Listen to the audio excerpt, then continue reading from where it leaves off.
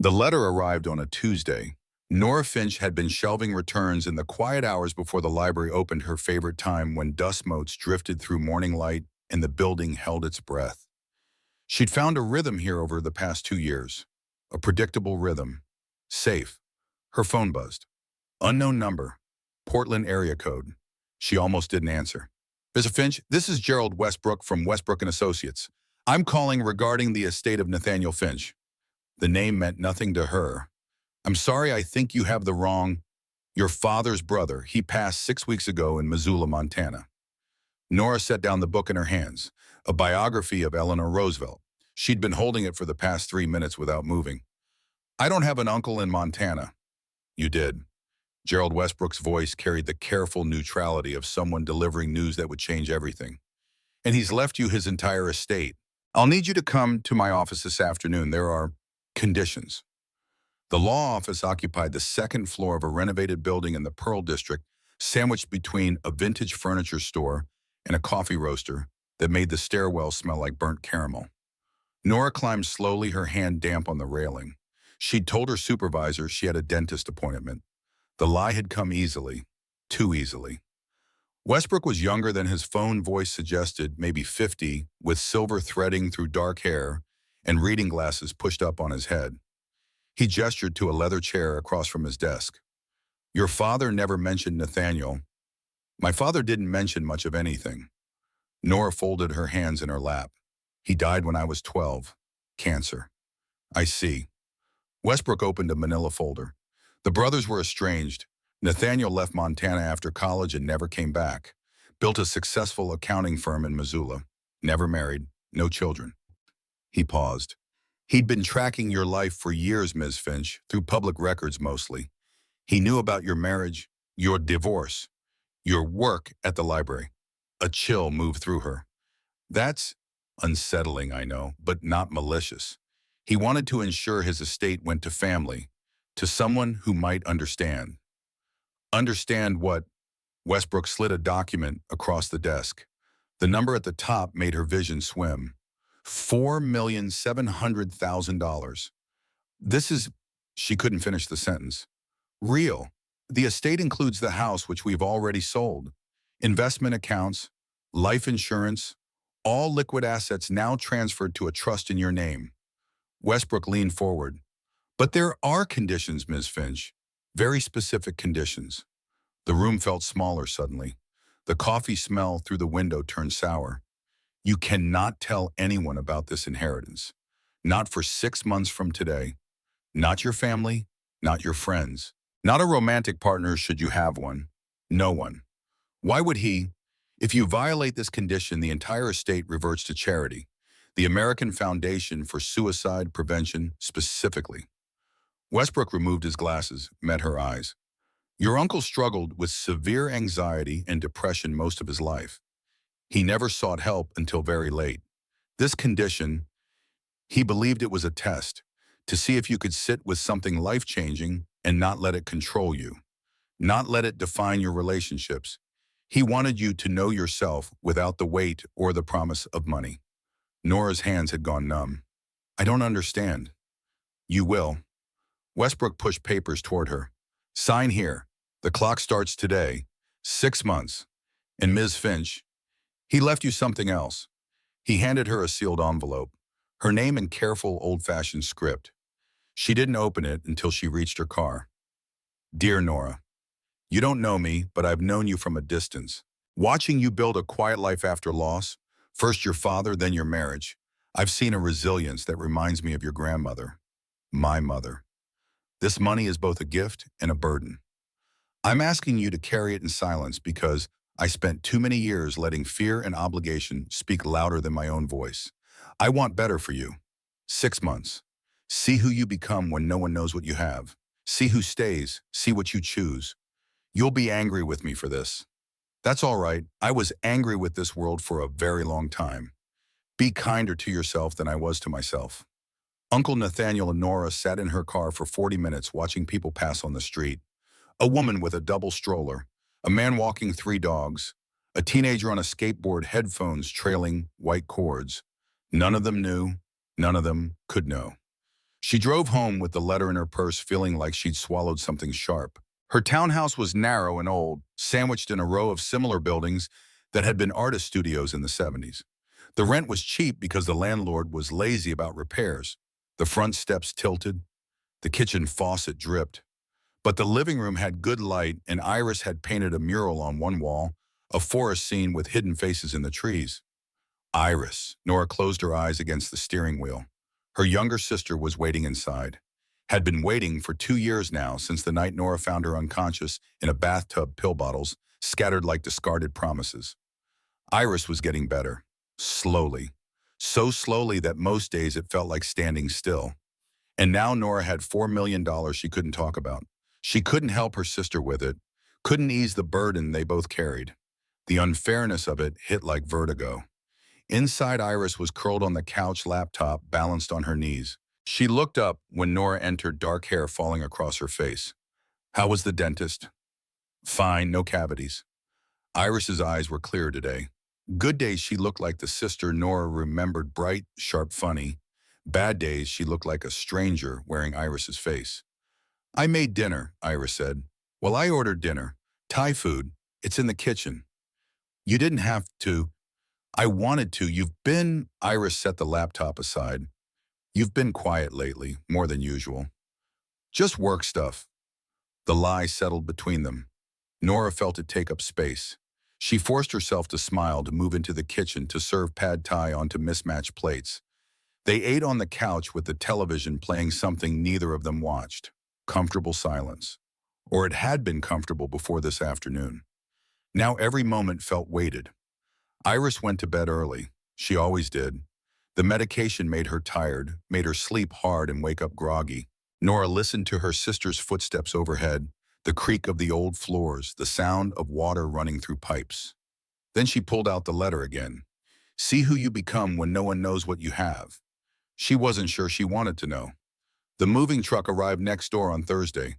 Nora was leaving for work when she noticed it, a small U-Haul backed up to the townhouse that had been empty for 3 months. The previous tenants had been a young couple who fought loudly and moved out in the middle of the night. She didn't mean to stare, but the man unloading boxes caught her attention despite herself. Mid-30s maybe, dark hair, worn flannel shirt, faded jeans. He moved with an easy efficiency, carrying furniture like it weighed nothing. A table, chairs, a drafting desk that looked older than both of them. He glanced up, caught her watching. Nora felt heat rise in her face. She looked away, fumbled with her car keys. "Morning," he called. She raised a hand in acknowledgement, didn't trust her voice. Got in her car too quickly, backed out while he was still watching. In the rearview mirror, she saw him smile. The library was a refuge that day.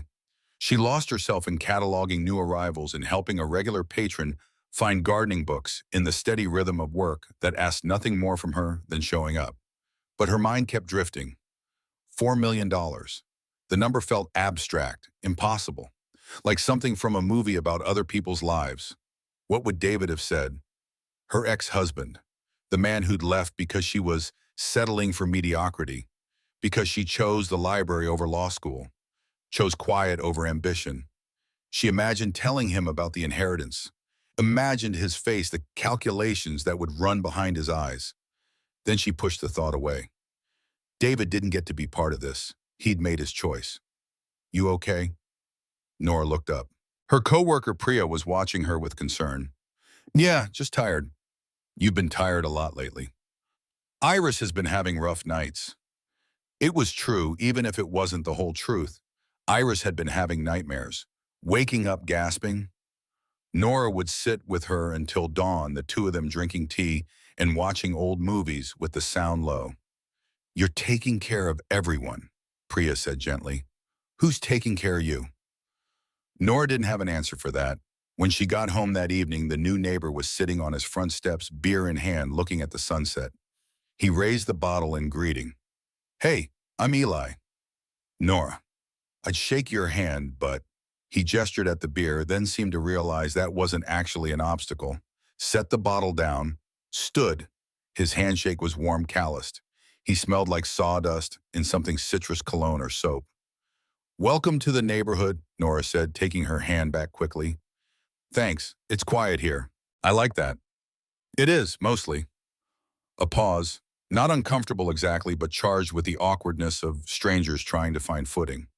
What do you do? Eli asked. If you don't mind me asking. I'm a librarian at the downtown branch. That's, that actually sounds perfect. She waited for the usual comments about books being dead or how quiet she must like things or some joke about shushing people. But he just nodded genuine interest in his face. What about you, Marcinino? Architect, freelance mostly, residential projects. I work from home now, so he gestured at the townhouse. Hence the quiet. Hence, she echoed and was surprised to find herself almost smiling. Iris opened the door behind her, Nora. Who are you? She stopped seeing Eli. Oh, this is my sister Iris. She's staying with me. Hey. Eli's voice softened the way people's voices did when they sensed fragility. Nora hated that he could see it so quickly. Good to meet you. Iris managed a small wave, then retreated inside. First came out. Sorry, Nora said. She's not great with new people. No worries. I'm not always great with people either. Eli picked up his beer, took a sip. But neighbors are good. Neighbors I can do. Something in the way he said it made Nora believe him. The first week bled into the second. Nora went to work, came home, made dinner, sat with Iris through the evening, read books that didn't hold her attention. Lay awake thinking about the money sitting in an account she couldn't touch, couldn't mention, couldn't use. Nathaniel's letter stayed in her purse. She read it sometimes during lunch breaks, trying to understand what he'd wanted from her. See who you become. She was becoming someone who jumped at every phone call. Someone who checked her bank account 3 times a day just to confirm the number was real. Someone who felt like she was lying even when she told the truth about everything else. Eli appeared in odd moments, taking out trash, watering the small patch of struggling grass between their buildings. Once she saw him through his window bent over the drafting desk, completely absorbed in whatever he was drawing. He'd wave when he noticed her. She'd wave back. They didn't speak again for days. Then Iris had a bad night. Nora woke to the sound of crying at 2 in the morning, found her sister on the bathroom floor shaking. I can't do this, Iris whispered. I can't keep doing this. Yes, you can. You don't understand. You don't know what it's like inside my head. Nora sat down on the cold tile floor, pulled Iris against her shoulder. I know what it's like to watch you hurt. That's enough for me to understand we keep going. What if I can't get better? Then we figure out what better looks like for you, not for anyone else. They sat there until the sky started to lighten, until Iris's breathing steadied, until exhaustion pulled them both towards something like sleep. At 7, Nora called in sick to work. The first time in 2 years. She made coffee, burned toast, put on a movie neither of them had the energy to follow. Around noon, someone knocked on the door. Eli stood on the step holding a casserole dish covered in foil. Hey, I heard... He hesitated. I heard someone crying last night. Through the walls. I wasn't trying to eavesdrop, but... He held out the dish. I made too much food. Thought you might want some. No pressure to talk. Just... food. Nora took the dish. It was still warm. Thank you, she managed. It's nothing fancy, just chicken and rice and vegetables. But it's edible. He stepped back. If you need anything else, I'm right next door. I work weird hours. I'm almost always around. He left before she could respond. Inside, Iris was watching from the couch. He seems nice. He does. When was the last time someone brought you food? Nora couldn't remember. They ate the casserole for lunch. It was better than nothing fancy. It was the best thing Nora had tasted in weeks. After that, Eli became a presence. Not intrusive, not demanding, just there. He'd be outside when Nora left for work, and they'd exchange good mornings. He'd bring over extra coffee, sometimes said he always made too much. He never asked about Iris, never pried, but sometimes he'd include enough food for 2 when he mentioned having leftovers. 3 weeks after the inheritance, Nora realized she looked forward to seeing him. It terrified her. She'd been married for 7 years. Had believed she understood love, that it was about building something together, about shared goals and 5-year plans, and knowing what the other person would order at restaurants.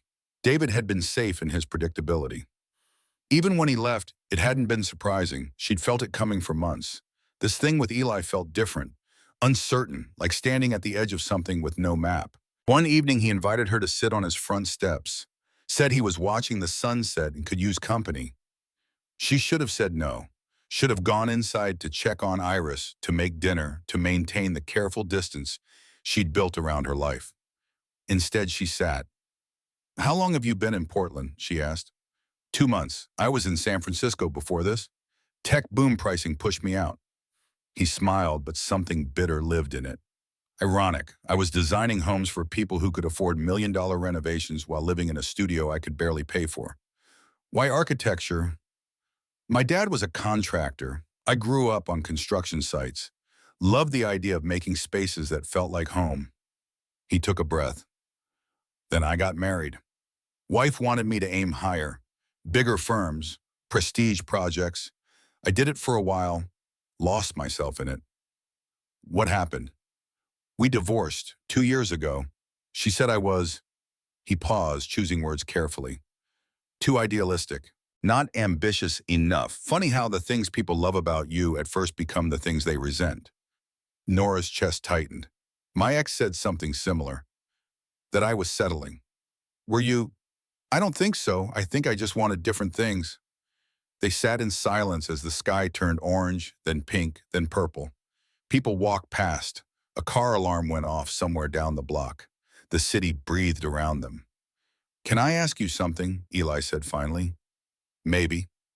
"Why do you always look like you're carrying something heavy?" The question caught her off guard. She felt exposed, suddenly seen in a way she didn't want. "I'm just tired." "It's more than that." She stood. "I should check on Iris." "Nora, thanks for the company." She went inside before he could say anything else, her heart hammering. The letter in her purse felt like it was burning through the fabric. See who stays. She was already lying to him. Already hiding the one thing that would change how he saw her. And she'd only known him 3 weeks. Iris was in the kitchen when Nora came in making tea. She looked better tonight, hair pulled back, wearing actual clothes instead of pajamas. "You ran away from the cute neighbor." "I didn't run away." "You definitely ran." Iris poured hot water over a tea bag. "He likes you. He doesn't even know me." "Then let him." Nora leaned against the counter, suddenly exhausted. "It's complicated." "Because of me." "No, because of—" She stopped, couldn't finish. Iris studied her. "You've been weird since that dentist appointment. What's going on?" "Nothing, just work stress." Liar. The word hung between them. Nora felt it settle into the growing pile of things unsaid. "I'm going to bed," she said quietly. In her room, she pulled out the envelope again, stared at Nathaniel's handwriting. This stranger who'd watched her life from a distance and decided she needed a test, a burden, a gift she couldn't use. She wanted to be angry at him, wanted to tear up the letter, refuse the money, go back to her quiet life, where the only thing she had to hide was how tired she really was. But $4 million wasn't something you just refused. And the way Eli looked at her wasn't something she could just ignore. She fell asleep with the light on, dreaming of being transparent, a person made of glass with nothing left to hide. The next morning, Saturday, Nora found Eli in the shared backyard between their buildings once. It wasn't much, just a patch of grass and a few trees, but someone had put a bench there years ago. He was sketching something in a notebook pencil, moving in quick, confident strokes. "Hey," she said, hesitant. He looked up, surprised. "Hey, yourself. I didn't think I'd see you after last night." "I'm sorry, you asked a good question. I just wasn't ready to answer it." "You don't owe me answers." He closed the notebook. "We barely know each other." "I want to change that." The words surprised her as much as they seemed to surprise him. Yeah. She sat on the bench, left space between them. "Tell me about the idealistic thing, the thing your ex didn't like." Eli was quiet for a moment. Then, "I want to design community housing, low-income neighborhoods, places where people feel safe and dignified, not warehoused. It doesn't pay well. It's not prestigious, but it matters more than another McMansion." That's beautiful. That's impractical. But he smiled when he said it. "What about you? What's the thing you want that nobody understands?" Nora thought about the money, about the library, about Iris, and the weight of taking care of someone who might never be fully well. I want a life that's mine, she said slowly. Mom built on what I'm supposed to want or what would make me seem successful. Just mine. You don't have that now. I don't know what I have now. It was the most honest thing she'd said in weeks. Eli shifted closer on the bench, not touching but close enough that she felt the warmth of him. Maybe we can figure it out together, he said, the wanting our own lives thing. You don't know me well enough to offer that. Then let me get to know you. Iris appeared at the back door, coffee mug in hand. She saw them on the bench and a slow smile crossed her face. Morning, she called. Morning, Eli called back. Iris came down the steps, joined them in the backyard. For a moment, it felt almost normal. Three people in the early sun, coffee and pencils, and the day stretching ahead. Then Iris said, Nora never takes time for herself. So if you're going to be around, you should know that. She'll try to disappear. You have to be persistent. Iris, I'm just saying, she's worth being persistent for. Nora felt her face go hot, but Eli just laughed easy and warm.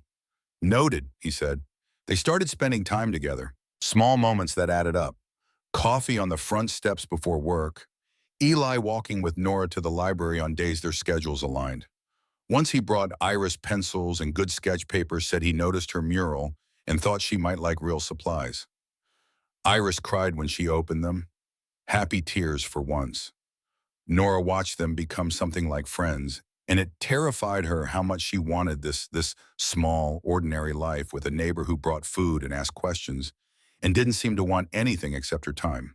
But the money sat between them like a wall she couldn't tear down.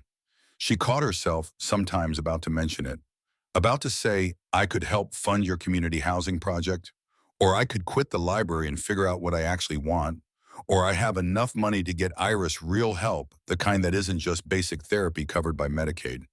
But the words died every time. 6 months. She had to make it 6 months. 4 weeks and Eli invited her to dinner. Not at his place, not at hers, an actual restaurant. Like a date, Nora asked, trying to sound casual. If you want it to be. I don't know if I'm ready for dating. Then let's call it dinner between neighbors. He smiled. Neighbors who are trying to figure out what they want from life. She said yes before she could talk herself out of it.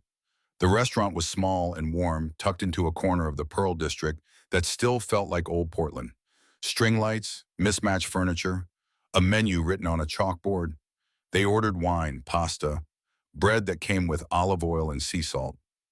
Tell me about the library, Eli said. What do you love about it?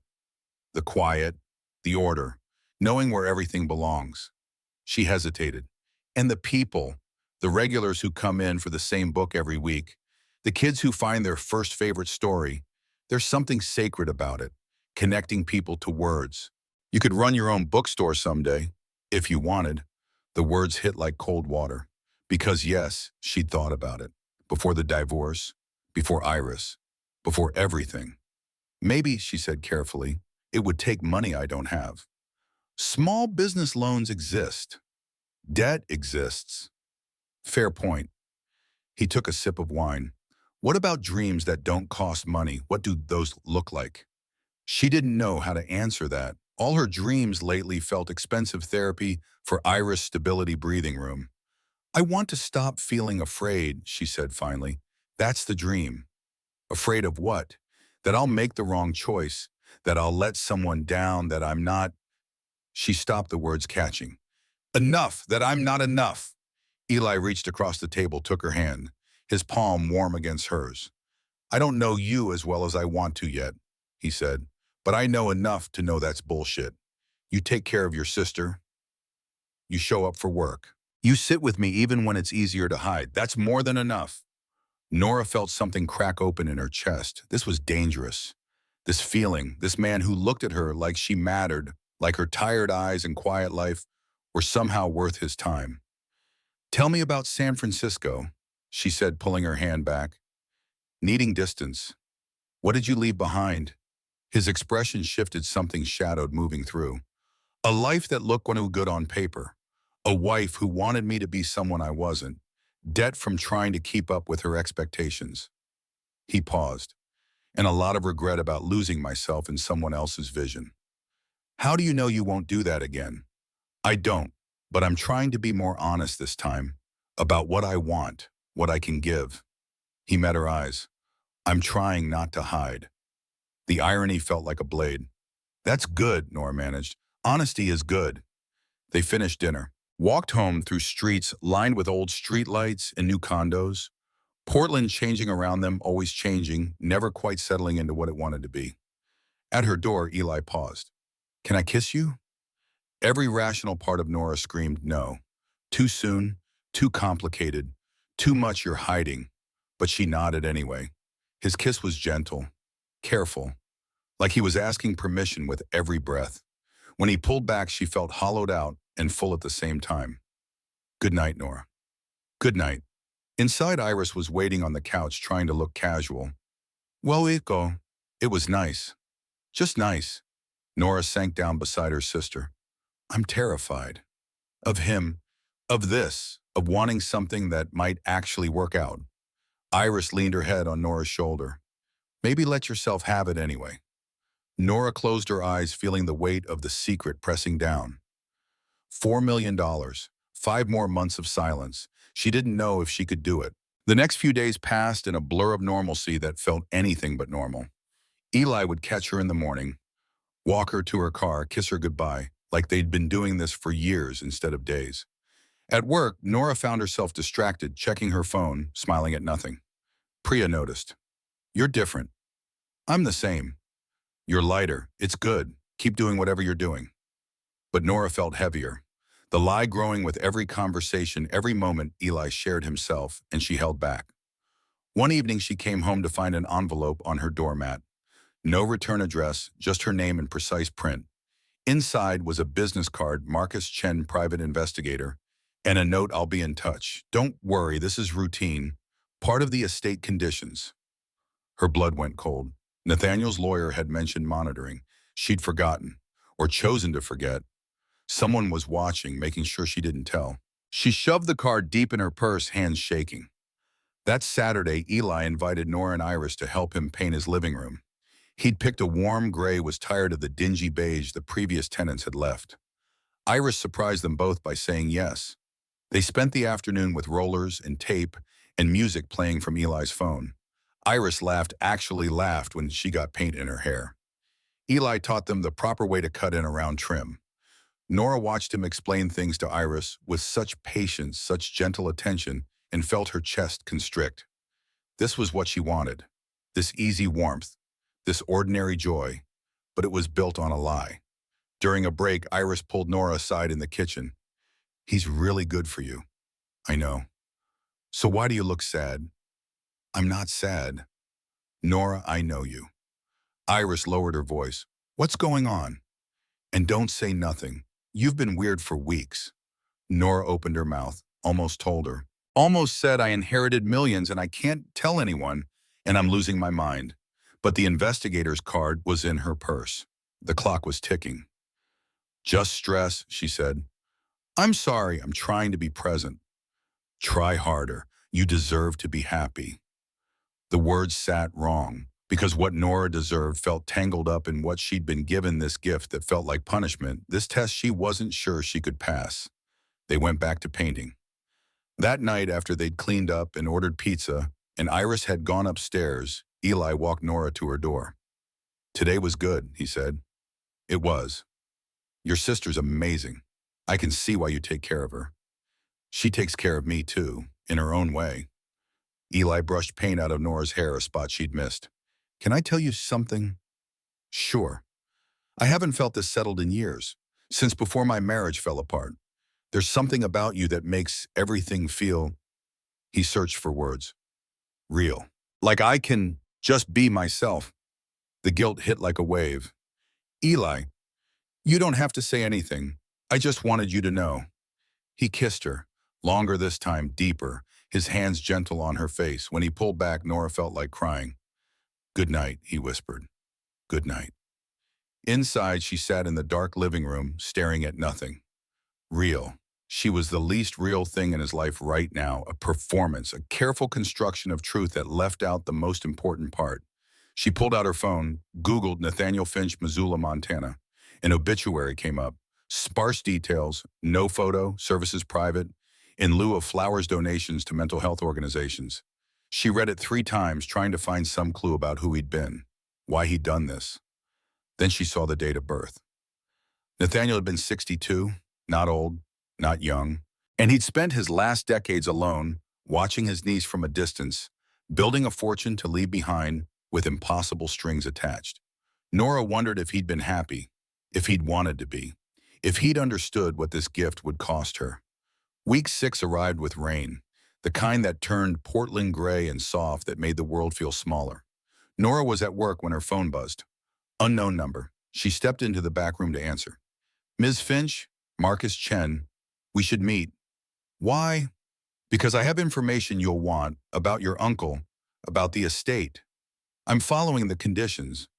I know you are, but there are things the lawyer didn't tell you, things Nathaniel wanted you to know, but only after you'd had time to sit with the money. What things? Not over the phone. There's a coffee shop on Burnside, Black Stone. Can you meet me tomorrow morning? Nora's hands were sweating. What if I say no, sir? Then you'll spend the next 4 months wondering what you missed, your call. He hung up. That evening, Nora was distracted. Burned dinner, snapped at Iris over something small, avoided Eli when she saw him outside. She lay awake past midnight, staring at the ceiling, trying to decide what to do. Finally, she got up, put on a robe, went downstairs. The kitchen light next door was on. Through the window, she could see Eli at his drafting table, absorbed in work. She could knock, could tell him, could say, I have something to confess and it's eating me alive and I need you to know who I really am. But the investigator's card was upstairs. The conditions were clear. 4 more months. She went back to bed. Sunday morning, Nora told Iris she was meeting a friend. Another lie in a growing collection. Blackstone Coffee was busy weekend crowds, laptops, open, low conversations. She ordered tea she didn't want and found Marcus Chen at a corner table. He was younger than she'd imagined. Mid-40s, sharp suit, kind eyes. Ms. Finch, thanks for coming. I don't know why I'm here. Yes, you do. He pushed a folder across the table. Nathaniel's medical records, therapy notes, journal entries. He wanted you to have these after 6 weeks. Why? Because he wanted you to understand him, to see that he wasn't being cruel. He was trying to save you from what destroyed him. Nora opened the folder with shaking hands. Pages and pages of records. Depression, severe anxiety, multiple suicide attempts, decades of suffering, and notes from therapy I let money define me. Every relationship I had was about what I could provide, what I could control. I never learned to just be with people, to let them see me without the shield of success.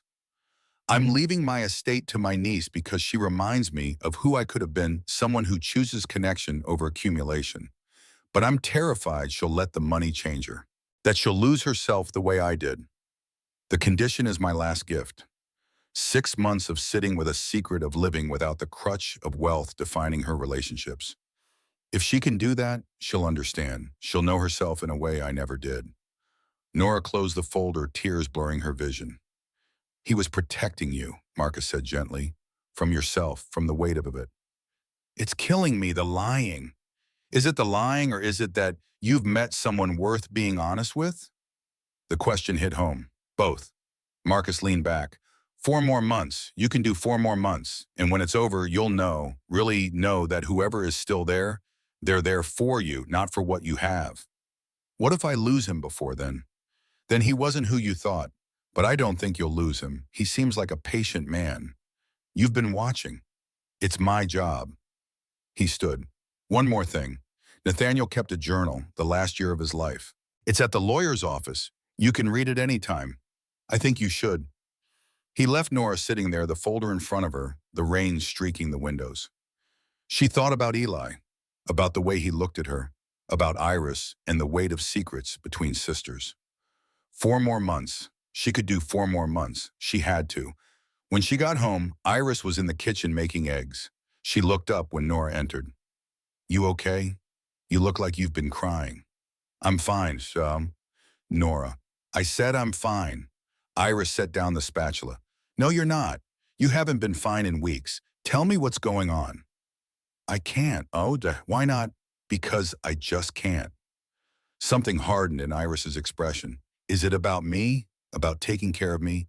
Because if you need space, if I'm too much, it's not about you. And then what?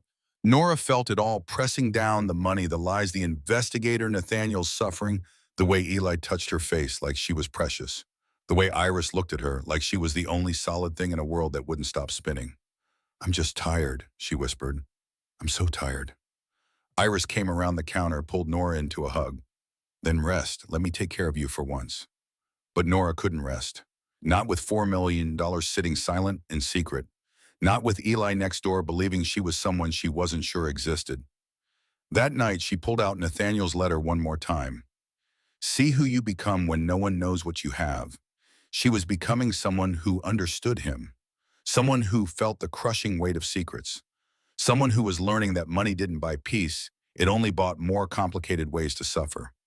She fell asleep with the letter in her hand and woke to Sunday morning light streaming through the windows. 8 weeks down, 16 to go. She could do this. She had to do this.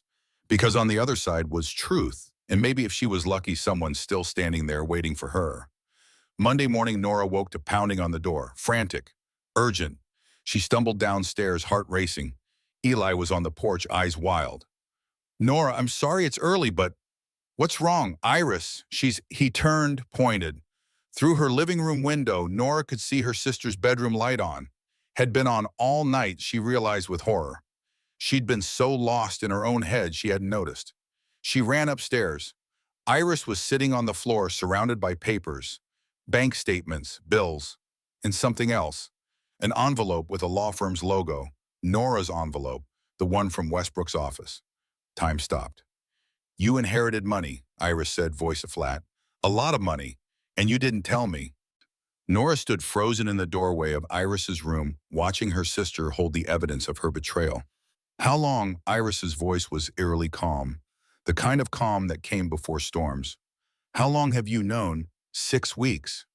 6 weeks. Iris laughed, but there was no humor in it. You've been lying to me for 6 weeks. I wasn't lying. What do you call it, then, keeping a secret this big? Iris stood, paper scattering. $4 million, Nora. Do you know what we could do with $4 million? Behind Nora, Eli shifted uncomfortably on the stairs. She'd forgotten he was there. Forgotten everything except the look on her sister's face. Iris, there are conditions. I don't care about conditions. We could get me real help. Not the sliding scale therapy, not the generic medications. Real treatment, a place where I could actually get better. Her voice cracked. But you chose to hide it instead. And that's not fair. What's not fair is that you've been watching me struggle while sitting on a fortune. What's not fair is that you've been lying every single day. Nora felt tears burn her eyes. The inheritance came with a clause. I can't tell anyone for 6 months. If I do, I lose everything. Then you should have lost it. Iris's words fell like stones. Your sister is more important than money. You are more important. That's why I'm trying to do this right. Right? There's nothing right about this. Iris grabbed her jacket from the bed. I need to get out of here. Iris, wait. But her sister was already pushing past down the stairs out the door. The sound of it slamming echoed through the house. Nora sank onto the bed, surrounded by the scattered evidence of her secret. Eli appeared in the doorway. Should I go after her? No, she needs space. Nora, please, just give me a minute. He hesitated, then nodded. She heard his footsteps retreat, heard her front door open and close. Alone, Nora let herself break. She called Iris 17 times that day. Every call went to voicemail. She texted, no response. By evening, panic had set in. She drove to the places Iris usually went, the park, the coffee shop, the used bookstore on Hawthorne. Nothing. At midnight, Iris finally sent a text, I'm fine. Staying with a friend. Need time. Nora stared at the message. Iris didn't have friends. Not anymore. The suicide attempt had burned most of those bridges. She texted back, which friend? I need to know you're safe. 3 dots appeared. Disappeared. Appeared again. You don't get to worry about me now, not after this. Nora lay in the dark, phone on her chest, listening to the empty house. Around 2 a.m. she heard movement next door. Eli's light was on, visible through her bedroom window. She shouldn't go over. Should give him space too. He'd seen everything, the money, the lies, the mess of her life. But she was drowning. And he was the only solid thing left. She knocked on his door in pajamas and a coat, barefoot on the cold porch. He opened immediately like he'd been waiting. "Hey, I'm sorry. I'm so sorry you got dragged into this. Come in. You're freezing." His living room was still half-finished furniture, minimal, but warm. He led her to the couch, wrapped a blanket around her shoulders. "Talk to me," he said. So she did. She told him everything. The inheritance, Nathaniel, the conditions, the lawyer, Marcus Chen, the 6 months of silence that had slowly been poisoning her. "I wanted to tell you," she said. "Every day I wanted to tell you." Eli was quiet for a long time. When he finally spoke, his voice was careful. "Why didn't you?" "Because I'd lose the money and because—" She stopped, unsure how to finish. "Because you didn't trust me." "That's not it." "Okay. Then what is it?" "Because from where I'm sitting, you've been building something with me while keeping the most important part of your life hidden. That's not trust, Nora. That's control." The words stung because they were true.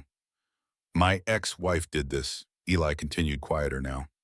"Kept financial secrets, made decisions without me.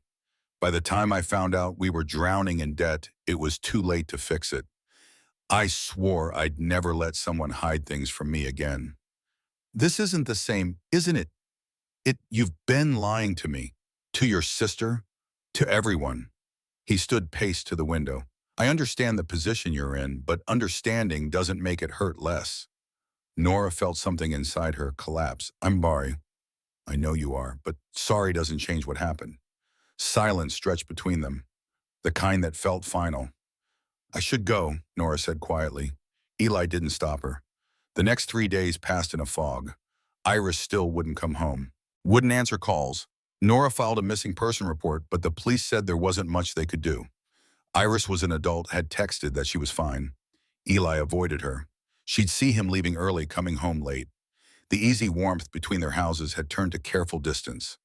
At work, Nora moved through routines without thinking. Shelved books, helped patrons, smiled when required. Priya cornered her during lunch. "Kay, what happened? You look like someone died." "My sister found out about something I was keeping from her. She's not taking it well." "What kind of something?" Nora shook her head. Couldn't say it. Even now, with everything falling apart, the conditions held her hostage. "I can't talk about it." "That's a terrible answer." "I know." That evening, Marcus Chen called. "I heard about your sister." "How?" "It's my job to know. Look, I can help find her if you want. Make sure she's actually safe." "Would that violate the conditions? Using the estate's resources?" "Yes. Me doing it as a favor, no." He paused. Nathaniel cared about family Nora, even if he had a strange way of showing it. He wouldn't want you suffering like this. "Then why create these conditions in the first place?" "Because he wanted you to learn something. But I don't think he anticipated this. Let me help." 2 hours later, Marcus texted her an address, an apartment building in southeast Portland. She's there, safe, staying with someone named Devon. Nora looked up the name on social media. Devon was a woman Iris's age, someone she'd known from her art classes before the suicide attempt, someone Nora had forgotten about. She drove to the address, sat in her car outside for 20 minutes trying to decide if she should go up. Finally, she texted Iris, "I know where you are. I'm not coming up. Just wanted to make sure you're really okay." The reply came fast, "I'm okay. Still not ready to talk. Take your time. I love you." No response. Nora drove home through rain that turned the streets into mirrors. Inside her empty house, she made tea she didn't drink and stared at nothing. Around 9, someone knocked. Eli stood on her porch, soaked through hands and pockets. "Can we talk?" She let him in, got him a towel. They sat in the living room with too much space between them. "I've been thinking," he said, "about what you told me, about Nathaniel and the conditions and why he did this." "Okay. I'm still hurt. I need you to know that. The lying hurt. I know. But I also understand why you did it. And I understand that you were trapped." He met her eyes. "I don't want to be someone who makes your life harder. I've been that person before, demanding transparency that didn't account for complexity." With my ex, I was so focused on honesty that I didn't see how much pressure I was putting on her. This isn't the same situation. No, but the principle is, you were in an impossible position.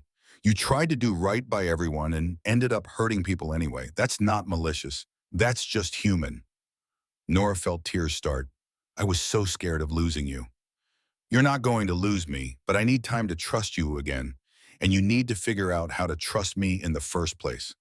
I do trust you. Then prove it. No more secrets. Whatever happens over the next 4 months, you talk to me. About the money, about the pressure, about your sister. All of it. What if that makes you leave? Then I leave, but at least it'll be honest. She nodded, unable to speak, around the tightness in her throat. He stood to go. At the door, he turned back. For what it's worth, I think Nathaniel was cruel to put you in this position, but I also think he was trying to save you from something. Maybe he saw what money did to him and didn't want that for you. After he left, Nora pulled out Nathaniel's letter again. Read it by lamplight. See who you become when no one knows what you have. She was becoming someone who understood the weight of wealth, someone who learned that secrets were their own kind of poverty, someone who was losing everything that mattered. Week 9 arrived cold and gray. Iris still wouldn't see her. They texted occasionally, surface-level exchanges that felt like talking to a stranger. Eli kept his promise about not leaving, but things were different now. Careful. They had coffee together some mornings, but the easy warmth was gone, replaced by something more cautious. One Saturday, he invited her to volunteer at a food bank with him. I go every other week, he said. It helps me remember what matters. Thought maybe you could use that too. They spent 3 hours sorting donated food packing boxes for families loading trucks. The work was physical and mindless, and exactly what Nora needed. During a break, they sat outside on concrete steps, watching volunteers come and go. I used to think money would solve everything, Eli said. When my marriage was falling apart, I kept thinking, if I just made more, if I could provide better, it would fix us. Did it? No, she left anyway. Turns out you can't buy your way out of fundamental incompatibility.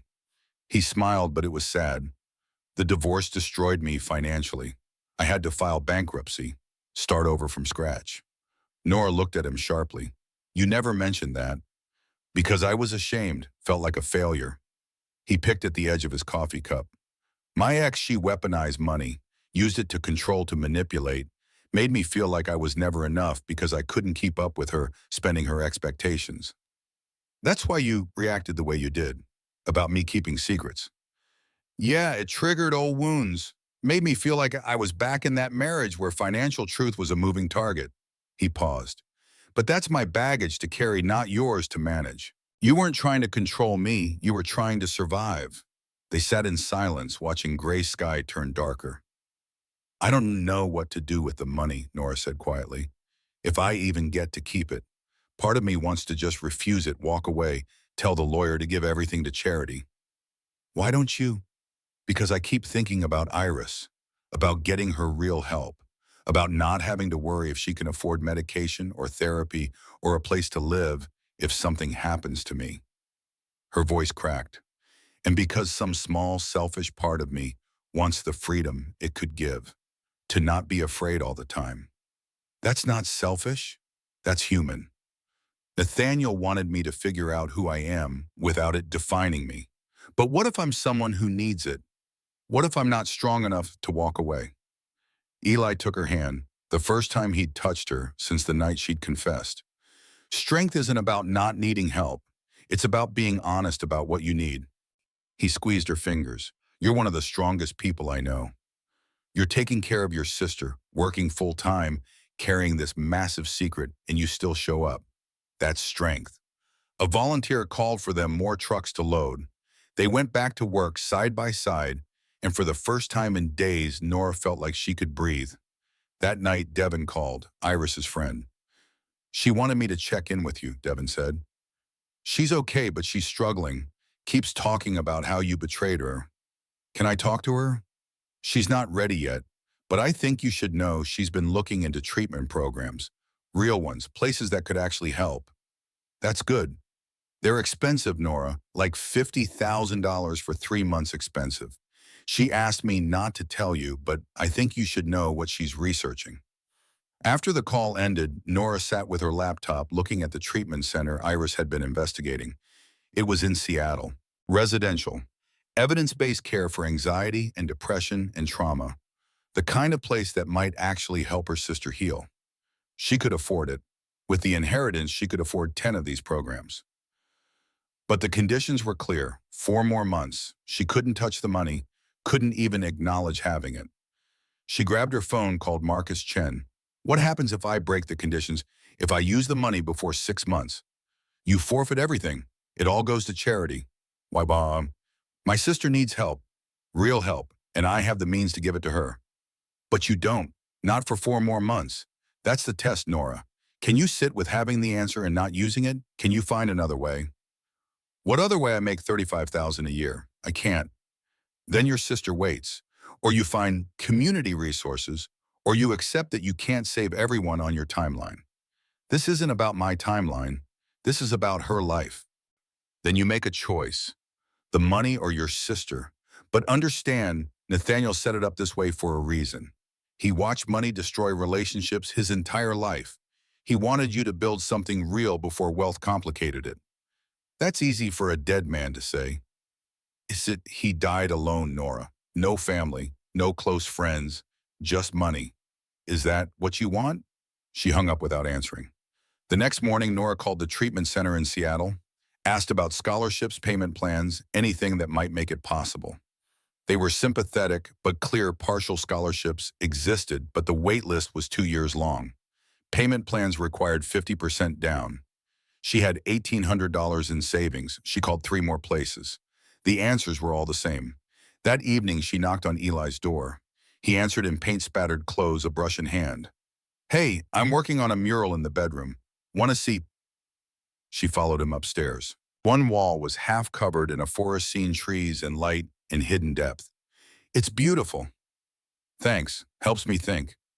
He set down the brush. What's going on? You look like you're about to break. Iris needs treatment, real treatment, and I can't give it to her. Because of the inheritance. Because I'm trapped by it. I have the solution sitting there and I can't touch it. And I can't even tell her why I can't help, because then I lose everything anyway. Eli guided her to sit on the floor, paint cans pushed aside. What if you told her? What if you just broke the conditions and lost the money? Then I'd lose the ability to help her later. And Eli would have his studio, and we'd have options. All the options I've been dreaming about. So you're back to waiting. I don't know if I can wait, not if she's suffering. She's suffering either way, whether you wait 4 months or not. His voice was gentle but firm. I know this is hard, but your sister's mental health isn't something money can fix. Treatment helps, yes, but she also needs to want to get better, and she needs to rebuild trust with you. I destroyed that trust. You damaged it. That's different. Damage can be repaired. Nora leaned her head against the wall, exhausted. I don't know how to do this. One day at a time, that's all any of us can do. They sat there until the light outside faded, until Nora felt steady enough to go home. At her door, Eli stopped her. I'm proud of you for not taking the easy way out, for sitting with this even though it's killing you. Doesn't feel like something to be proud of. That's because you're in it, but trust me, it is. Week 11 brought unexpected news. Iris called, actually called, not texted. Can we meet? Her voice was small. I'm ready to talk.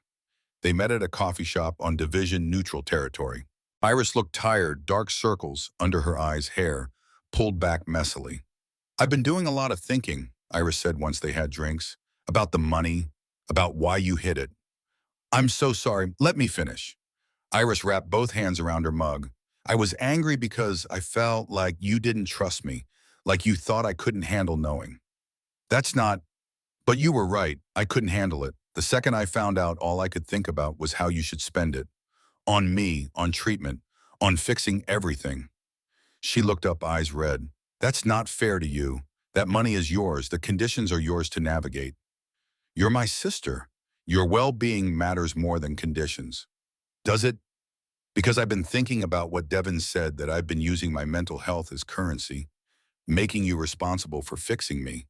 And maybe that's why you didn't tell me, because you knew I'd make it about me. Nora felt tears start.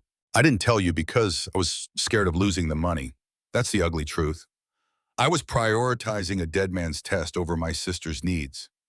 Or you were trying to do what he wanted, to see who you are without wealth defining you. That's not wrong, Nora. That's actually kind of brave. It doesn't feel brave. No, but it is. Iris took a breath. I'm going to move back home, if that's okay. I miss you, and I miss our house, and I'm tired of running. Of course it's okay. I want you home. But I need you to promise me something. Anything. Stop trying to fix me. I need to fix myself. You can support me, you can be there, but you can't carry me anymore. It's not fair to you. Nora reached across the table, took her sister's hand. I don't know how to not worry about you. You can worry, just don't make yourself responsible for my healing. That's my job. Iris moved back home that weekend. Eli helped carry her things up from Devin's car. The three of them ordered pizza and watched a movie, and for a few hours it felt almost normal. That night, after Iris went to bed, Nora and Eli sat on her front steps. She seems better, he said. She does, but I'm still scared.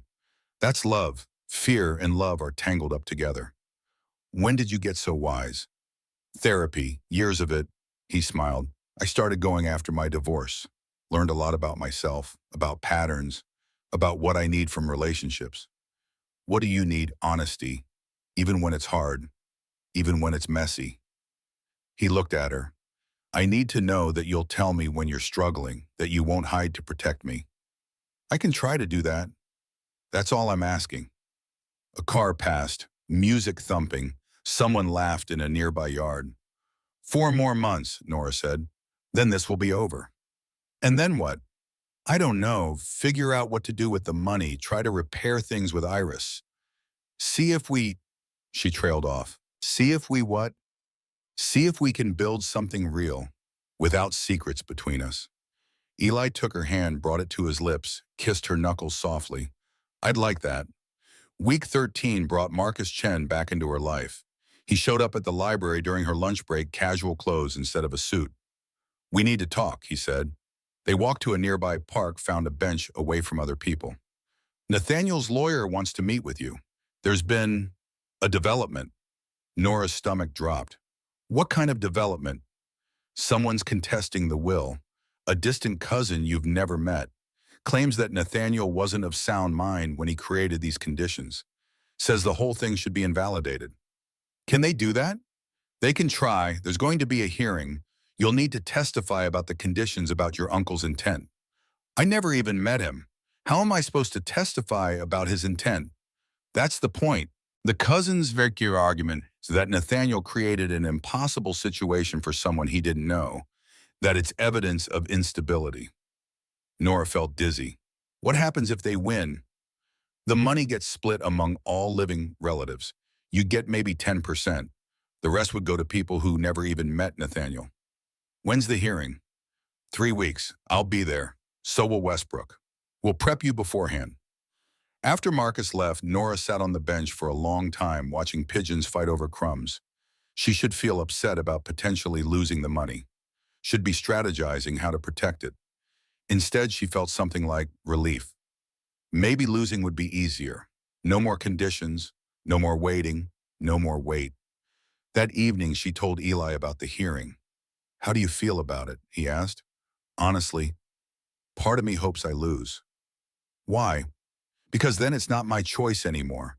I don't have to carry the guilt of having money while people suffer. I don't have to decide how to use it or who to help first. It just goes away. That's avoiding the real question, which is, do you want the money? Not for Iris, not for me, not for some theoretical future. Do you want it? Nora thought about it, really thought. I don't know. I've spent so long thinking about what I should want, or what would be responsible, or what would help others. I've never just asked myself what I want. So ask now. I want, she stopped, started again. I want to not be afraid all the time. I want to know that if something happens to Iris, she'll be okay. I want to stop working a job that's slowly draining me just because it has good insurance. I want, her voice caught, I want space to figure out who I could be if survival wasn't the only goal. That's a good answer. Is it? It's honest. That's what matters. The hearing was scheduled for a Tuesday morning in late November, the week before Nora met with Westbrook to prepare. He walked her through likely questions, how to present herself, what the opposing lawyer would try to argue. They're going to paint Nathaniel as mentally unstable, as someone who used wealth to control people, even in death. You need to counter that without sounding defensive. How? Talk about his intent, about the letter he left you, about how the conditions, while unusual, come from a place of genuine care. He wanted to protect you from what destroyed him. What if that's not enough? Then we lose, but we fight anyway. The night before the hearing, Nora couldn't sleep. She got up at 3 a.m., went downstairs, found Eli sitting in his living room. Couldn't sleep either, he said. Too much in my head. Want to talk about it? I keep thinking about Nathaniel, about what his life must have been like. All that money, all that success, and he died alone. Left everything to a niece he'd never met because he had no one else. That's sad. It is. But it's also a choice he made. He chose isolation, chose secrets, chose control over connection. She paused. I don't want to end up like that. You won't. You're already doing the hard work of being honest, of letting people in. What if I lose tomorrow? What if the money gets taken away? Then you go back to your life. Keep working at the library. Keep taking care of Iris. Keep building whatever this is between us. He reached for her hand. The money doesn't define you, Nora. It never did. Nathaniel thought it would. Nathaniel was wrong. You've proven that already. The hearing room was smaller than Nora expected. Wood paneling, fluorescent lights, a judge who looked tired before things even started. The cousin, a man named Robert Finch, sat with his lawyer looking smug. Nora had never seen him before. According to Marcus, Robert hadn't spoken to Nathaniel in over 30 years. The proceedings began. Robert's lawyer argued that the conditions were evidence of diminished capacity, that no reasonable person would leave money with such impossible strings attached. Then it was Nora's turn. Westbrook asked her to read Nathaniel's letter aloud. Her voice shook at first, then steadied. See who you become when no one knows what you have. When she finished, the judge asked, do you believe your uncle was of sound mind when he wrote this? I think he was more sound than he'd been in years. I think he understood exactly what he was doing, giving me a gift that was also a test, teaching me something he'd learned too late. And have you learned it? Nora thought about the past 3 months, the lazies, the pain, the slow rebuilding of trust, the way wealth had revealed who she was, both good and bad. Yes, she said, I've learned that money without purpose is just weight, that secrets poison relationships, that the things worth having are the things you can share honestly. If you keep the inheritance, what will you do with it? I don't know yet. I still have 3 months left under the conditions. 3 months to figure out who I am when I'm not thinking about the money. That's what my uncle wanted. That's what I want too. The judge was quiet for a long moment. Then, I'll issue my ruling in 2 weeks. Outside the courthouse, Eli was waiting. He'd taken the day off to be there. How did it go? I don't know, could go either way. They walked to his truck, drove home in comfortable silence. At her house, he parked but didn't turn off the engine. Whatever happens, he said, I'm glad I met you, money or no money, inheritance or not. You're worth knowing, Nora. She kissed him, properly this time. No hesitation, no holding back. Thank you, she whispered against his mouth, for not leaving, for staying through the mess. I'm not going anywhere. Inside, Iris had made dinner, actual dinner, pasta and salad and garlic bread. The three of them ate together, talking about nothing important, and it felt like home. That night, Nora pulled out Nathaniel's letter one more time. See who you become when no one knows what you have. She was becoming someone who understood that wealth wasn't the answer, that love required honesty, that healing took time. She was becoming someone who looked like her uncle in all the ways that mattered, but who was choosing a different ending. 2 weeks later, the judge's ruling arrived. Nora read it alone in her bedroom, hands shaking. The court finds no evidence of diminished capacity. Nathaniel Finch's conditions, while unconventional, demonstrate clear intent and sound reasoning. The will stands as written. She still had the money, still had 3 months left, still had the chance to finish what Nathaniel had started. She went downstairs where Iris was painting at the kitchen table, showed her the letter. "You kept it," Iris said. "I did. How do you feel? Terrified, relieved, overwhelmed?" "That sounds about right." Iris set down her paintbrush. "What happens now?" "Now I finish the 6 months, figure out what I actually want to do with it. Build something that would make Nathaniel proud." "And us, are we okay?" Nora pulled her sister into a hug. "We're getting there." That evening she told Eli about the ruling. They sat on his couch, her head on his shoulder. "3 more months," she said. "3 more months of honesty, of building trust, of figuring out what we want." "I already know what I want." "Yeah, a life that's real and complicated and messy, with or without the money." He kissed the top of her head. "Then that's what we'll build." Outside rain started, the sound of it on the roof like applause. 3 months left, 90 days. Then the truth could finally come fully into the light. Nora closed her eyes, listening to Eli's heartbeat, feeling the weight begin to lift. Almost there, she was almost through. But the next morning brought an envelope under her door. No return address, just her name in familiar handwriting. Iris's handwriting. Inside was a bank statement, an account Nora didn't recognize, and a transaction from 2 days ago, $8,000 withdrawn. With a note in Iris's hand, "I'm sorry. I had to try. I found someone who could help." Nora's blood went cold. She ran upstairs. Iris's room was empty. Bed made, clothes gone. Her sister was gone again. And this time Nora had no idea where to find her. Nora stood in Iris's empty room, holding the bank statement with shaking hands. $8,000. Gone. "I found someone who could help."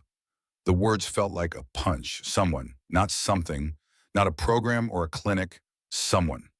She called Iris 17 times. Every call went straight to voicemail. Then she called Marcus Chen. "I need you to find her. Now." "What happened?" "She withdrew $8,000 and disappeared. Left a note about finding someone who could help." "Marcus, what if it's a scam?" "Yeah, I'm thinking the same thing." Keys clicking in the background.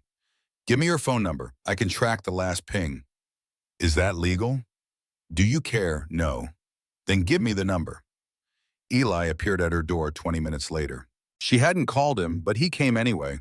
"Saw your light on at 6 a.m., figured something was wrong."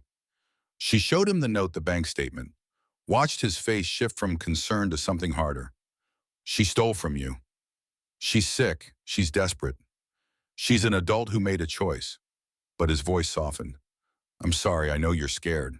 I should have told her about the treatment center. Should have found a way to help sooner. You can't save someone who won't let you. We talked about this." Nora's phone buzzed. "Marcus, last ping was near Powell Butte, residential area, sending you the address." "I have to go," she told Eli. "I'm coming with you." "You don't have to." "I know, I'm coming anyway." The address was a house on the eastern edge of Portland. Shabby, paint peeling, cars in various states of disrepair scattered across the lawn. A hand-painted sign by the door, Healing Hearts Wellness Center. Nora's stomach dropped. "This isn't a real treatment facility." "No," Eli said quietly. "It's not." They knocked, no answer. Knocked again, harder. A woman opened the door, 50s, flowing clothes, too many necklaces. Her smile was practiced. "Can I help you?" "I'm looking for my sister, Iris Finch. She came here yesterday." "We don't give out information about our clients. Privacy policy." "She's not a client. She's vulnerable and someone is taking advantage of her." The woman's smile never wavered. "Everyone who comes here chooses to be here. We offer alternative healing modalities. You offer false hope for $8,000. Eli stepped forward. "Where is she?" "I'm going to have to ask you to leave." A voice behind the woman, "Dr. Nora." Iris appeared in the hallway. She looked smaller somehow. Pale, eyes too bright. "Chris, thank God. Oh, what are you doing here? What am I? You disappeared. You took $8,000. I'm getting help, real help. Not the kind that comes with your conditions and your guilt." The woman put a hand on Iris's shoulder, possessive. Your sister is on a healing journey. Sometimes family doesn't understand. Get your hand off her. Nora's voice was ice. Iris, this isn't real. This is a scam. You don't know that. Yes, I do. There's no license on the wall, no credentials, just expensive lies. Nora stepped closer. Please, come home. We'll figure this out together. Like we've been figuring it out with you keeping secrets and pretending you don't have money to help me, Iris's voice cracked. Patricia understands me. She knows what it's like to suffer. Patricia, the woman with too many necklaces and a predatory smile. How much have you given her? Eli asked quietly. That's not, how much, Iris? 5,000 for the first week of intensive treatment. Nora felt sick. What treatment? Energy work, trauma release, spiritual cleansing. Iris said it like she believed it, like she needed to believe it. Iris, please. Why do you care? You have millions and you won't even use it to help me. At least Patricia is trying. The accusation hung in the air. Nora could feel Eli's eyes on her, could feel the moment crystallizing into a choice. Tell Iris the truth about the conditions and risk losing everything, or let her sister stay trapped in a scam because of a dead man's test. I can't tell you why I can't use the money, Nora said carefully, but I can tell you this place is dangerous. That woman is lying to you. And you're not, you've been lying for months. I know, and I'm sorry, but Iris, please, don't give her any more money. Come home and we'll find real help, I promise. Your promises don't mean anything anymore. Patricia squeezed Iris's shoulder. Perhaps your sister should go. This is disrupting your healing process. Something in Nora snapped. She pulled out her phone, found the number for the Oregon Medical Board, held it up so Iris could see. If this is a real treatment center, they'll be licensed. Let me call and verify, right now. Patricia's smile finally faltered. That won't be necessary. Then you won't mind. Nora started dialing. Stop. Iris grabbed her arm. Just stop. Okay, I know it's not. I know it's probably not real. But it's something, and something is better than nothing. No, it's not. Not when that something is stealing from you. Not when it's giving you false hope. Iris's face crumpled. All the defiance drained away, leaving only exhaustion. I'm so tired, Nora. I'm tired of being broken. I'm tired of being a burden. I just wanted... What? I wanted someone to fix me, to wave a hand and make it stop hurting. She looked at Patricia, then back at Nora. I knew it was probably fake, but I wanted it to be real so badly. Nora pulled her sister into a hug, felt her shake with sobs. Over Iris's shoulder, she met Patricia's eyes. How much of the money is left? I don't know what how much? About 3,000. The rest went to supplies and session fees. Refund it, all of it, or I call the police and report fraud.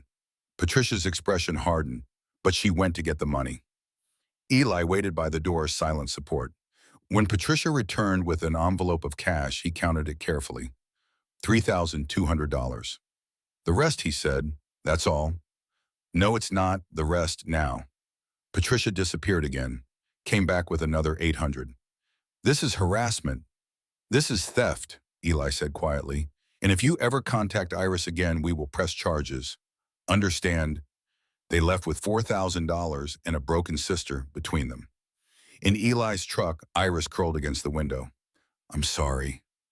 I know. I wanted so badly for it to be real, for there to be an easy answer. There isn't one. But there are real answers. We just have to be patient enough to find them. At home, Nora made tea while Eli sat with Iris in the living room.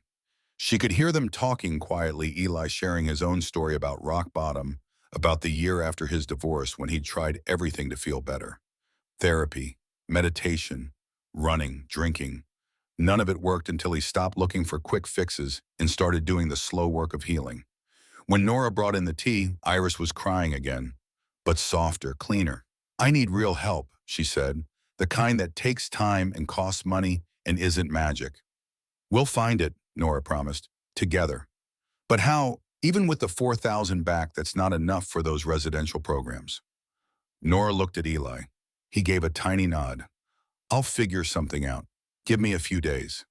That night after Iris went to bed, Nora sat with the returned money spread across her kitchen table. $4,000, stolen, scammed, returned. She thought about calling Marcus, asking if this violated the conditions. But she knew it didn't. The money was Iris's from a joint account they'd had for years just for emergencies. This counted as an emergency. Her phone buzzed. Marcus, like he'd read her mind, heard about today. You did good. Iris, okay, physically, yes. Emotionally, no. She needs real treatment, and I can't give it to her. 2 more months. Can she wait 2 more months? I don't know if I can ask her to. A long pause. Then come to Westbrook's office tomorrow. There's something you need to see. Something Nathaniel left for you to read after the hearing. What is it? His journal. The last year of his life. He wanted you to have it once you'd gotten this far. The journal was leather-bound pages yellowed at the edges. Westbrook handed it to her with careful reverence. He was very specific. You were only to receive this after winning the court case and reaching the 4-month mark. He wanted you to be invested in the process before seeing this. Nora opened to the first page. Nathaniel's handwriting, the same careful script from the letter. August 15th, Dr. Martinez says I should write about my feelings. I'm 61 years old. Writing about feelings seems absurd, but here we are. She skimmed forward. Months of entries, doctor appointments, therapy sessions, realizations that came too late. Then a passage that stopped her cold. October 3rd, I've been thinking about my niece, Nora. I've never met her, but I know she's caring for her sister. I know she works at a library. I know her husband left her because she wasn't ambitious enough. I see myself in her. Not in the specifics, but in the pattern. Someone who puts others first. Someone who defines themselves by their usefulness. Someone who might let money become another way to serve rather than a tool for freedom. That's why I'm adding the conditions, not to be cruel, but to force her to sit with having without doing, to exist separate from her ability to provide, to know herself outside of her service. My therapist asked if I was being fair. I don't think fairness is the point. I think necessity is. Nora read on. Entries about Nathaniel's own sister, Nora's father, and their falling out over money. How Nathaniel had offered to pay for their father's cancer treatment, but with conditions. Control. Strings attached. November 18th. Michael died still angry at me. I wanted to help him, but I wanted him to do it my way. To acknowledge that I knew best because I had money. I destroyed our relationship trying to save his life. I won't do that to Nora. I'll give her the money, but I'll give her the space to become herself first. To know that her value isn't in what she can provide, but in who she is. The entries continued. Nathaniel's health declining. His acceptance that he'd die alone. His hope that maybe through Nora he could offer something better than he'd managed for himself. The last entry was dated a week before his death. January 5th. I'm ready. I've made my peace. The money will either help Nora or destroy her, and I won't be here to see which. But I've done what I can. I've given her a gift wrapped in difficulty, and I hope she understands. I hope she forgives me. I hope she becomes someone I would have been proud to know. Nora closed the journal, tears streaming down her face. She understood now. Understood why he'd done this, why he'd chosen suffering over simplicity. He'd been trying to save her from himself. She showed Eli the journal that evening. They sat in his half-finished living room, the mural on the wall, watching them. He sounds like he was in a lot of pain, Eli said quietly. He was, and he thought money would fix it. Then he learned it wouldn't, Then he tried to keep me from making the same mistake. Do you think it worked the test?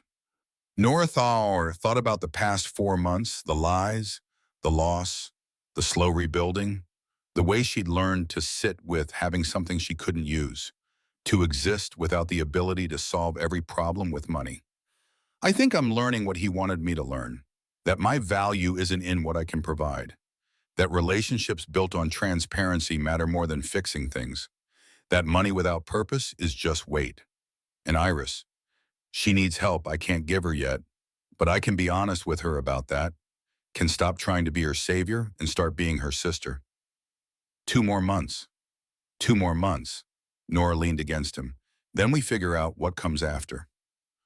What do you want to come after? I don't know yet, but I know I want you there, whatever it looks like. The next morning, Nora and Iris sat down for a real conversation. I need to tell you something, Nora said. And I need you to not ask me questions about it until I'm ready to give you more details. Iris set down her coffee. Okay, the money I inherited has conditions. I can't talk about it. I can't use it. Not for another 2 months. And I know that's frustrating and unfair, and it's killing me that I can't help you the way you need. Why can't you talk about it? That's one of the questions I can't answer yet. But I promise in 2 months I'll tell you everything, and then we'll figure out what real help looks like for you. Iris was quiet for a long moment. Is that why you've been so weird? Why you wouldn't help with treatment? Yes, I wanted to. I still want to. But I'm trapped by conditions I didn't create, and I'm trying to do right by them. That's actually, that makes sense. I thought you just didn't care enough. I care too much. That's part of the problem. 2 months. 2 months, then everything changes. Iris nodded slowly. Okay, I can wait 2 months. But Nora, I need you to promise me something. What? When the 2 months are up, when you can use the money, don't just throw it at me. Don't make it about fixing me. Let me be part of the decision. Let me have agency. Nora felt something release in her chest. I promise. That weekend, Eli knocked on her door with a folder under his arm. Come take a drive with me. They drove north out of the city into suburbs that gave way to farmland. He pulled up to a property, a house small but well-maintained, with a large yard and a converted garage. What are we doing here? Looking at a studio space. For you, Eli. Just look, please. The garage had been converted into an open room with good light, built-in shelves, a small office area, space enough for thousands of books. I don't understand. I've been saving for my community housing project. But I've been thinking, what if there was a way to combine what we both want? You run a community bookstore and literacy center out of here. I design affordable housing units in the area. We create a space that serves people who need it. I can't afford this. Not yet, but in 2 months you might be able to. And if you want to, I want to be part of it. Not as someone you owe, but as a partner, building something together. Nora walked through the space imagining, books lining the walls, reading chairs, a children's corner, programs for adults learning English, workshops for writers. This is beautiful, she whispered. It's just a space. You'd make it beautiful. Why are you doing this? Because I believe in you, in what you could build, and because I want to be part of something that matters, with someone who matters to me. She kissed him there in the empty garage, surrounded by possibility. The days passed faster after that. Nora worked at the library but started planning, made lists of books she'd want to carry, researched literacy programs, connected with community organizations. Iris started real therapy again, weekly sessions at a sliding scale clinic. It wasn't the intensive residential care she needed, but it was something. She was trying. Eli worked on designs for the housing project, showed Nora sketches, asked her opinion, included her in decisions. They were building something. Slowly. Honestly. 2 weeks before the 6 months were up, Marcus Chen called again. There's one more thing Nathaniel wanted you to know, but I needed to wait until now to tell you. What is it?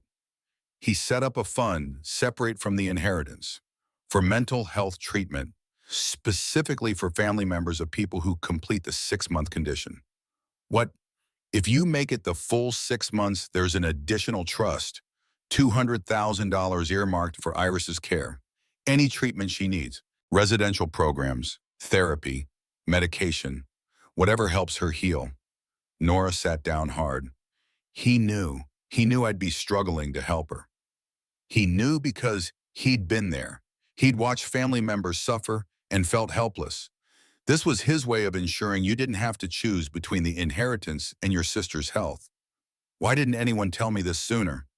Because he wanted you to sit with the impossibility, to feel the weight of having resources you couldn't access, to understand what it's like to watch someone suffer and not be able to fix it immediately. Marcus paused. He wanted you to know that sometimes the answer isn't throwing money at a problem. Sometimes it's sitting with the pain and finding other ways to help. After the call, Nora told Iris about the fund. Her sister cried, laughed, cried again. He really did understand, Iris said. This Nathaniel guy, he got it. He did. I wish I could have met him. Me too. The final 2 weeks were both endless and too fast. Nora finished reading Nathaniel's journal, found entries where he talked about watching Nora from a distance, about hoping she'd choose connection over isolation, about believing she could build a life he'd never managed for himself. She cried reading it, mourned the uncle she'd never known, the relationship they'd never have, but she also felt grateful for the test, for the lessons, for being forced to sit with discomfort long enough to understand herself. The day before the 6 months were officially up, Eli took her to dinner, the same restaurant they'd gone to on their first date. "Tomorrow everything changes," he said. "I know. Are you ready?" "I think so. I've been making plans for the bookstore, for Iris's treatment, for giving some of the money away." Away. To the Suicide Prevention Foundation Nathaniel cared about, and to mental health programs, to places that actually help people instead of scamming them. "That's good. But I'm also keeping some for us, for building something together." She took his hand across the table. "If you still want that." "I want that more than anything." They talked about the future, about the bookstore and the housing project, about maybe someday buying a place together, about being partners in all the ways that mattered. Walking home, Nora felt lighter than she had in months. The weight of the secret was almost gone. Just hours left. Then truth, then freedom. The 6-month mark fell on a Tuesday. Nora woke early, watched the sun rise through her bedroom window. Beside her, a text from Marcus. "Congratulations. You made it." At 9 a.m., she had a call scheduled with Westbrook. Official transfer of assets. Removal of conditions. Access to everything Nathaniel had left her. At 8:30, she gathered Iris and Eli in her living room. "The 6 months are up," she said. "I can talk about it now, all of it." She told them about the inheritance, the exact amount, the conditions, the reasons, the journal, the additional fund for Iris. She told them about the court case and Marcus Chen and the cousin who tried to take it away.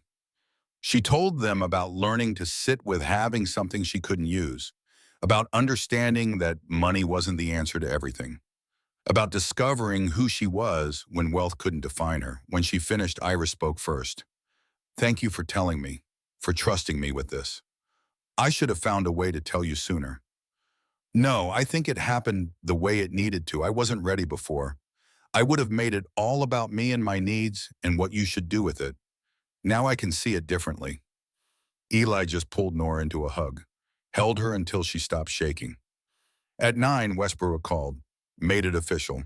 The money was hers, no conditions, no restrictions. "What will you do with it?" he asked. "Live," Nora said. "I'm going to live." 1 year later, the bookstore opened on a Saturday in October, Finch and Company Community Books and Literacy Center.